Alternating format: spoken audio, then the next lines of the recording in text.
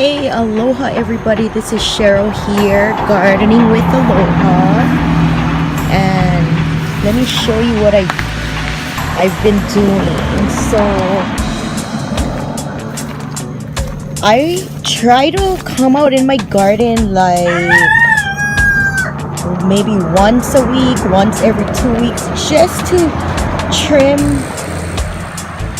the surroundings, like being because I have a lot of guinea grass that, as you can see, gets out of control if it's not trimmed or dug out. This I don't care because I like it because it later in the day it provides some shade for my chickens.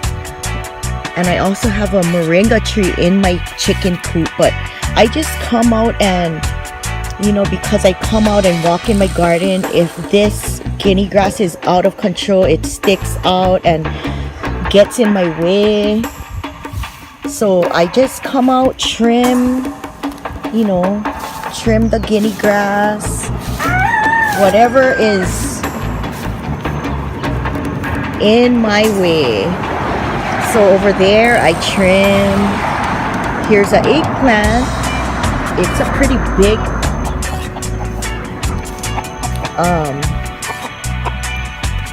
eggplant tree. Look, you can see the eggplants. Whoops, there's more eggplants, and there is a lot of flowers. And even like in the back there, the guinea grass, it grows so high. Look at how high it is. So I kind of trim some off so my eggplant gets some sun. I have some okra plants here, but I just wanted to mainly show you what I'm doing, just trimming around my garden. And I just trimmed my pigeon pea plants, and I try to give my chickens all my trimmings. I could compost it, but I figure just give them to my chickens because they end up eating it and it's good for them. And then later, guys, I want to go in my chicken coop if it's not too muddy. It's been raining off and on all day. My moringa tree, which they call like miracle tree, it's marungai, all kind of different names. It has flowers on them, but also it's the fruit is coming on, so I want to share that with you a little bit later. But yeah, I think I'm gonna plant something in here. I planted beets in here and it was a disaster. Nothing, probably like one came up. I don't know if maybe the seeds were bad or I don't know, but normally when I plant beet seeds it usually comes up, so I don't know what's going on about that.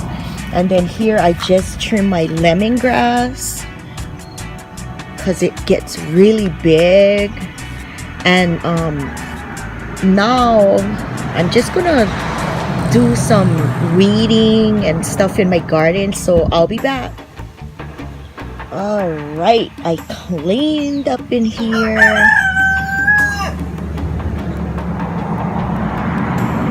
Try to do my best on the weeds, and I have a plan. There's a channel I watch all the time, and his channel's name is Life in Thailand. I love his content.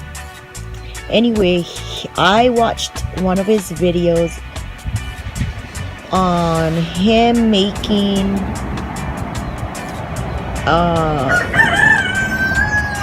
like fermented garlic chives, and I have some garlic chives here and I have some in the bucket. So I think what I'm gonna do is I'm gonna expand my garlic chive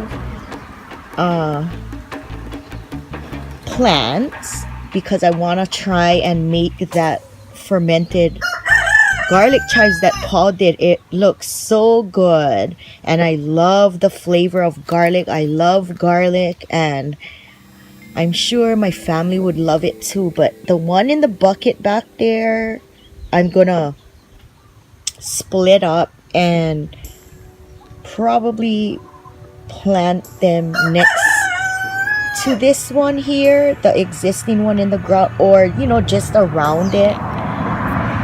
Yeah, that's my plan. So go check Paul's video on the fermented garlic chives.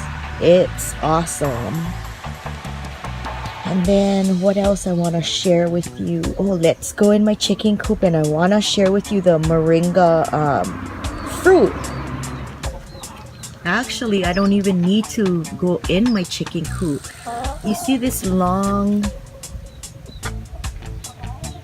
thingy that looks like a bean? Anyway, the moringa tree puts out these beautiful white and yellow, well, white flowers, and in the middle it's yellow. And then it turns into this bean-like fruit.